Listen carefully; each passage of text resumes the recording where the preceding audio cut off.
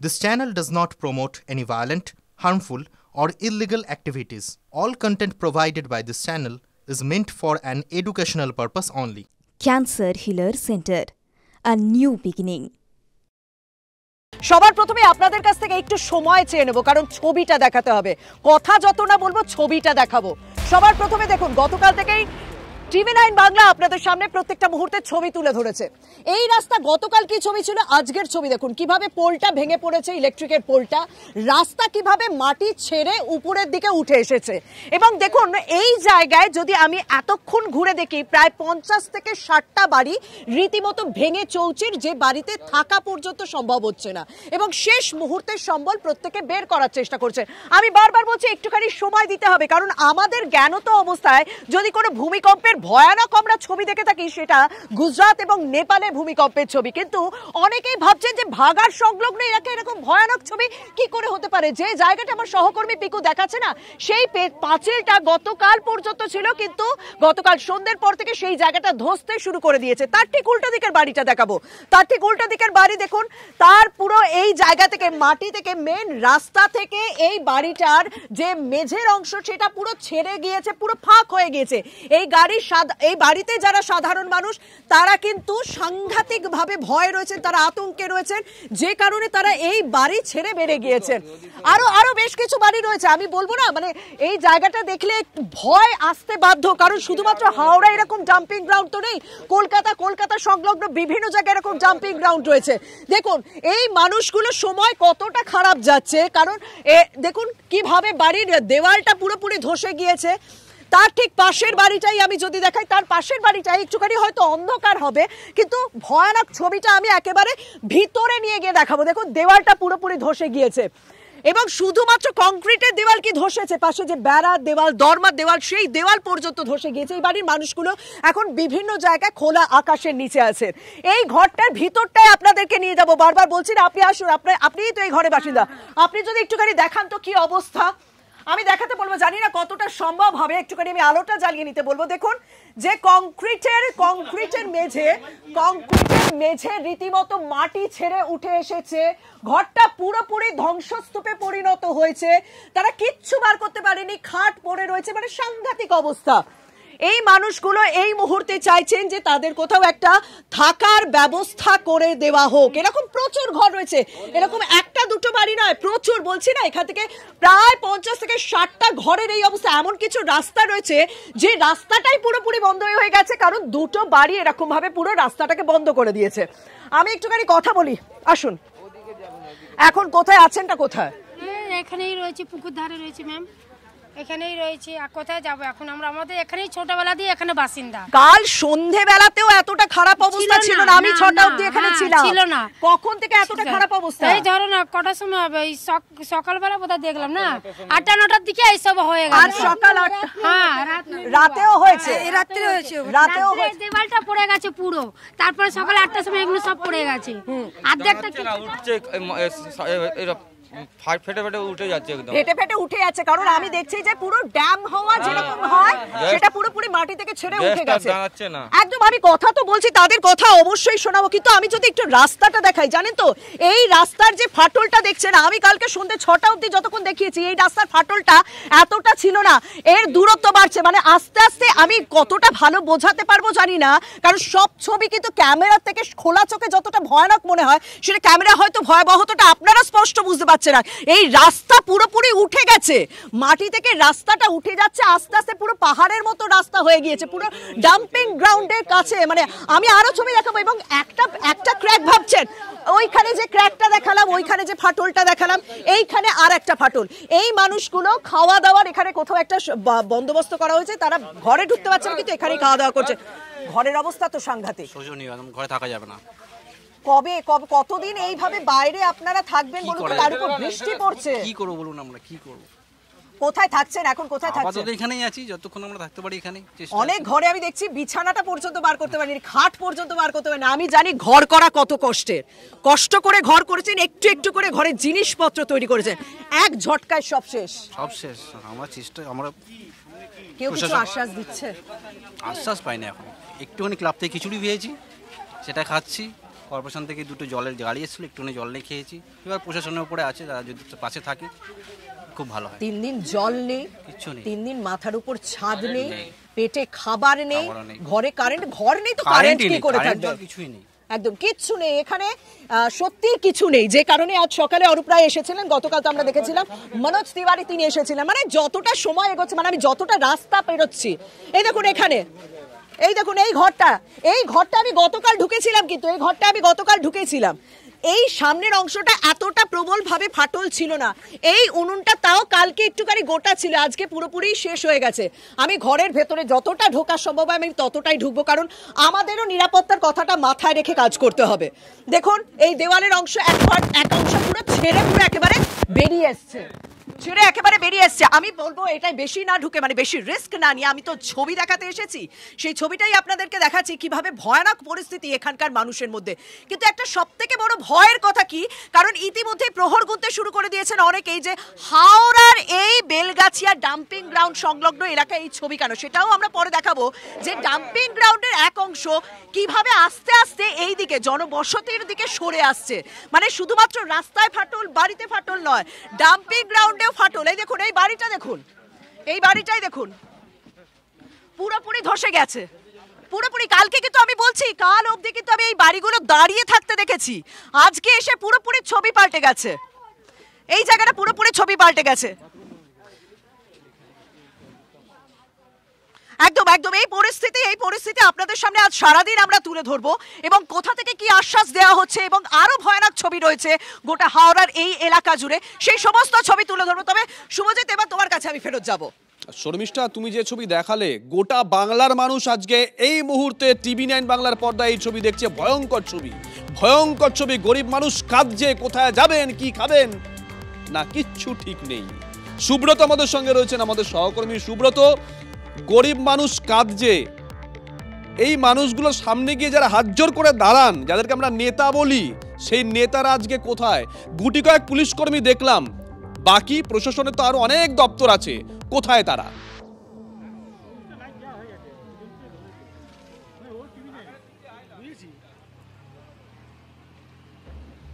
হ্যাঁ শুভজিৎ, প্রশ্নটা যদি আরেকবার করো। বলছি নেতারা আজকে কোথায়? যারা বাড়ির সামনে হাত জোর করে দাঁড়িয়ে থাকেন, কাজের মানুষ, কোথায় তারা? প্রশাসনের অনেক দপ্তর আছে, গুটি কয়েক পুলিশ কর্মীকে দেখলাম, বাকি দপ্তরগুলো কোথায়? একটা বড় দুর্ঘটনা যদি ঘটে যায় তখন কে জবাব দেবে? নাকি তখন দায় ঠেলাঠেলি চলবে, ওই তো ওখানে ঘটেছিল, এই তো এখানে ঘটেছে?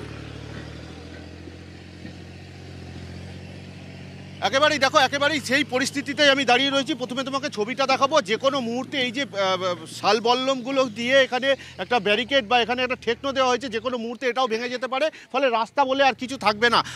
নেতা মন্ত্রী বলতে গতকাল মনোজ তিওয়ারি এলাকা পরিদর্শনে এসেছিলেন, আশ্বাস দিয়ে গেছেন। আজ সকালে মন্ত্রী অরূপ রায় এসেছিলেন, তিনিও কিন্তু পুরো বিষয়টা একটা ডিজাস্টার হয়েছে এটা এমনটাই জানিয়েছেন, প্রাকৃতিক দুর্যোগের নাম দিয়েছেন। পাশাপাশি তারা সরকারের পক্ষ থেকে সব রকম ব্যবস্থা নেওয়ার কথা বললেও এখনও পর্যন্ত শুধু দুটো জলের গাড়ি ছাড়া আর এখানে মনোজ তিওয়ারির তৈরি করা খিচুড়ি ছাড়া তারা কিন্তু কিছুই পায়নি, আমি এমনটাই ছবিতে দেখেছি। পাশাপাশি এই মুহূর্তে শিবপুর IIESTর একজন অধ্যাপক তিনি এসছেন, তিনি এলাকা পরিদর্শন করেছেন। আমি একটু কথা বলে নেব যে কেন এই পরিস্থিতি তৈরি হলো। দাদা, এই পরিস্থিতি কেন, তো কি দেখলেন? দেখুন, আমার যে মানে প্রাথমিক দেখে যেটা মনে হচ্ছে একজন প্ল্যানার হিসেবে, যেটা তো একটা মেট্রোপলিটন সিটি, হাওড়া কর্পোরেশন খুব বড় শহর, কলকাতার প্রায় 1/4, এটা 65 স্কোয়ার কিলোমিটার এরিয়া, একটা বিরাট পপুলেশন। তার যে সলিড ওয়েস্ট সিস্টেম, তার যে ম্যানেজমেন্ট, তার যে ইঞ্জিনিয়ারিং ব্যাকগ্রাউন্ড, সেটার অভাব আছে। এটা আজকে না, এটা তো অনেক দিন আগে, মানে আমি ঘটনাচক্রে 1.5 বছর হাওড়া কর্পোরেশনে চাকরি করেছি, সেই সময়ই আমি জানি যে এটা একটা সম্ভবত এটা বালি মিউনিসিপ্যালিটির এরিয়া ছিল, হাওড়া কর্পোরেশন নিয়েছিল। হাওড়া কর্পোরেশনের একটা ল্যান্ড ফিলিংয়ের মানে ওয়েস্ট ফেলার জায়গা ছিল না, সেটা চিহ্নিত করে, তার আগেই হয় আমি যখন জয়েন করি। কিন্তু পরবর্তীকালে যেটা প্রয়োজন, যে কোনো একটা শহরের জন্য, বড় শহর যেখানে প্রচুর পপুলেশন মানে প্রচুর গার্বেজ, আর গার্বেজ একটা সায়েন্টিফিক পদ্ধতিতে তার ফিলিং আপ হয়। মানে এটা তো একটা ধরুন লো ল্যান্ড ছিল, পড়তে পড়তে এটা পাহাড় হয়েছে, মানে ভরতে ভরতে তার যে পদ্ধতি, ল্যান্ড ফিলিংয়ের যে পদ্ধতি, একটা নির্দিষ্ট, এটা যে দেখছেন এই অ্যাঙ্গেলে কখনো গার্বেজ রাখে না, গার্বেজ রাখার একটা অ্যাঙ্গেল আছে। এত বসতি একটা যেখানে রয়েছে তার পাশে এইভাবে। সুব্রত সঙ্গে থাকো, তোমার কাছে আসবো। এই মুহূর্তে আমাদের সঙ্গে রয়েছেন হাওড়া পুরসভার প্রাক্তন মেয়র রথীন চক্রবর্তী। রথীন বাবু, বিশেষজ্ঞরা যে দাবি করেছেন যে ঠিকঠাক SWM অর্থাৎ সলিড ওয়েস্ট ম্যানেজমেন্ট করা হয় না, সেই কারণেই এই পরিস্থিতি। 1, 2 নম্বর, কলকাতা থেকে জলের গাড়ি ওখানে পৌঁছচ্ছে, কাছাকাছি হাওড়া পুরসভা জলও সাপ্লাই করতে পারেনি এখনো পর্যন্ত আমাদের কাছে যা খবর রয়েছে। নেপথ্যে কি দীর্ঘদিন পুরো ভোট না হওয়া?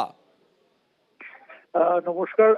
আপনি যে অনেকগুলো প্রশ্ন একসাথে করেছেন, ব্যাপারটা হচ্ছে সবটাই শুধু পুরো ভোট না হওয়ার বললে হবে না। এটা একটা বৈজ্ঞানিক দৃষ্টিভঙ্গির বিষয় রয়েছে, কারণ সলিড ওয়েস্ট ম্যানেজমেন্ট বিষয়টা একটা খুব সায়েন্টিফিক ম্যানেজমেন্ট না হলে এবং নিয়মিত সেটা যদি দেখভাল না হয় তাহলে এটা বড় বিপর্যয়ের সম্ভাবনা থাকে। হাওড়ার যে ট্রেঞ্চিং গ্রাউন্ড, এটা দুর্ভাগ্যক্রমে আমাদের খুব বড় জায়গা পাওয়া যায়নি এবং একটা ছোট জায়গার মধ্যেই এটাকে দীর্ঘদিন ধরে ম্যানেজমেন্ট করা হয়েছে। সেই অর্থে ছোট জায়গা, যদিও জায়গাটাকে আপাতভাবে আমরা অনেকটা বড় বলতে পারি, কিন্তু প্র্যাকটিক্যালি শহরের যে লোক তার প্রেক্ষিতে এটা অত্যন্ত ছোট জায়গা। এবং এখানেতে সমস্যা হয় যে কোনো ট্রেঞ্চিং গ্রাউন্ডে শুধু কেবলমাত্র মালটা এসে পড়ছে এরকম নয়, তার এখানেতে একটা গ্যাসের উৎপত্তি হয়। যে জায়গাটা একদম মানে যত নিচের দিকে প্রেসার থাকে সেখানেতে যে মিথেন গ্যাস বা এই সকল ধরনের গ্যাসের উৎপত্তি হয়, সেটা কিন্তু ওয়েস্টটাকে নিয়ে এক্সপ্যান্ড করার চেষ্টা করে। এবং যখন এটা এক্সপ্যান্ড করার চেষ্টা করে তখন এর যে পেরিফেরি যে ওয়াল বা পেরিফেরি যে কন্টুরটা রয়েছে সেই শেপটা কিন্তু চেঞ্জ করতে থাকে। এবং নিয়মিত যদি এখানেতে না দেখভাল করা হয়, প্রযুক্তিবিদদেরকে সাথে নিয়ে যদি দেখভাল করা না হয়, তাহলে সেক্ষেত্রে কিন্তু একটা বিপর্যয়ের সম্ভাবনা থাকে। কারণ আমাদের ওই ট্রেঞ্চিং লাইনটার ঠিক পাশ দিয়েই একটা মেজর ওয়াটার সাপ্লাই লাইন রয়েছে, এমনকি সেখানেতে ড্রেনেজ লাইনও রয়েছে সেখানেতে।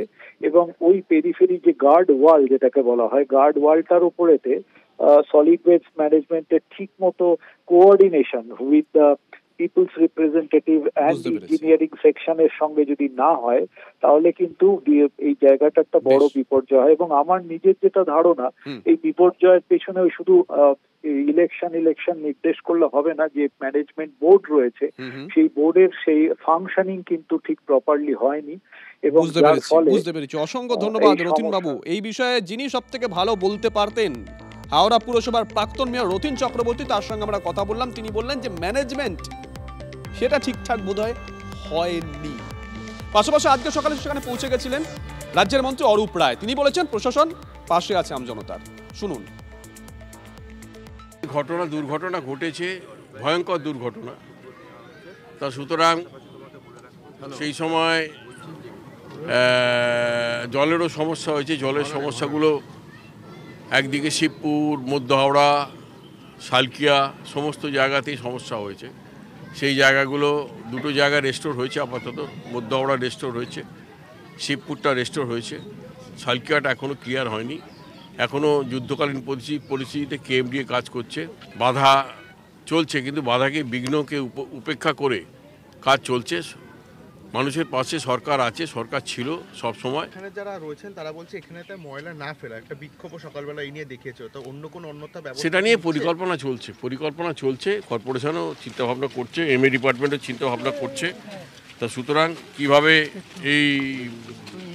এখান থেকে সলিড ওয়েস্ট ম্যানেজমেন্টের মাধ্যমে এই ভাগাড়কে ক্লিয়ার করা যায় এবং এই জমিটাকে ব্যবহার করা যায়, সেটা নিয়ে চিন্তাভাবনা চলছে। হাওড়ার বেলগাছিয়ার ছবিটা এতক্ষণ ধরে আপনাদের দেখাচ্ছিলাম, সবটাই যেন কেমন একটা ধ্বংসস্তূপ, তাই না? কলকাতাতেও তো ধাপা ডাম্পিং গ্রাউন্ড রয়েছে বেলঘরিয়া এক্সপ্রেসওয়ে, তার পাশেও একটা ডাম্পিং গ্রাউন্ড। আচ্ছা, হাওড়ার বেলগাছিয়ার মতো কি কলকাতার আবর্জনার পাহাড়েও একই ঘটনা ঘটতে পারে? জানবো। আমাদের প্রতিনিধি সায়ন্ত আমাদের সঙ্গে রয়েছেন সরাসরি। সায়ন্ত, কলকাতা পুরসভার কঠিন বর্জ্য বিভাগের কর্তারা কি সেই আশঙ্কা উড়িয়ে দিতে পারছেন? একদমই না। দেখো, কঠিন বর্জ্য ব্যবস্থাপনা বিভাগের তরফে সম্প্রতি কলকাতা পুরসভার কমিশনার এবং কলকাতা পুরসভার মেয়র পরিষদের কাছে একটি নোট পাঠানো হয়। তাতে বলা হয়েছে কঠিন যেভাবে জঞ্জালের পরিমাণ বাড়ছে তাতে যে কোনো দিন বিপর্যয় নেমে আসতে পারে। বর্তমানে 40 একর জমিতে প্রায় 4,500 মেট্রিক টন ময়লা পড়ছে, যার মধ্যে 4,000 হচ্ছে শুধু কলকাতা পুরসভা এলাকার এবং বাকি হচ্ছে new town, Panihati, Nabadiganta industrial area সহ সল্টলেক একাধিক অংশের। দেখা যাচ্ছে প্রায় 1000 মেট্রিক টন এই এলাকাগুলো থেকে আসছে। কলকাতা পুরসভার কঠিন বর্জ্য ব্যবস্থাপনা বিভাগের তরফে যে নোট দেওয়া হয়েছে তাতে উল্লেখ করে দেওয়া হয়েছে জমির পরিমাণ কম, উল্টে 75 লক্ষ মেট্রিক টন আবর্জনা এখন জমে রয়েছে।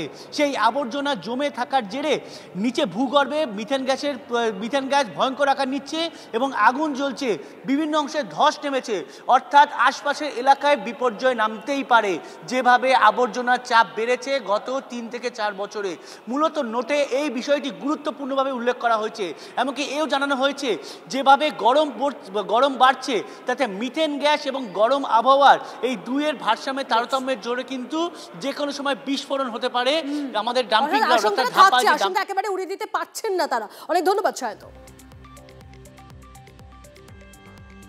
সময় হয় আমরা নজর রাখি, বিশেষ করে গরমের সময় দেখবেন আমাদের জল দেওয়ার ব্যবস্থা থাকে যাতে ওটা আগুন না লেগে যায়। মিথেন গ্যাসটা যখন বেরোলে এমনি বাতাস গরম থাকে অনেক বেশি, তখন আগুন লাগার সম্ভাবনাটা বেশি থাকে বলে আমরা সেই সময় প্রতিবারই ওইখানে আমাদের জলের গাড়ি গিয়ে জল দেয়। তার জন্য আমাদের এখানে এটা সমস্যা হয়নি কোনোদিন, কারণ আমরা আগের থেকে এটা অনেক প্রিপেয়ার্ড এবং তার বিরুদ্ধে আমরা যথাযথ ব্যবস্থা নিই। এক তো আমার যেটা অনুমান, এরকম কোনো সম্ভাবনা কলকাতার ক্ষেত্রে নেই, কারণ যেখানে আমরা ময়লা ফেলি তার থেকে বাড়ি যারা আছে গ্রামগুলি আছে একটুখানি দূরে অবস্থিত আছে এক। দ্বিতীয়ত কলকাতার ময়লার একটা বড় অংশ আমরা এখন রিপ্রসেসিং করছি।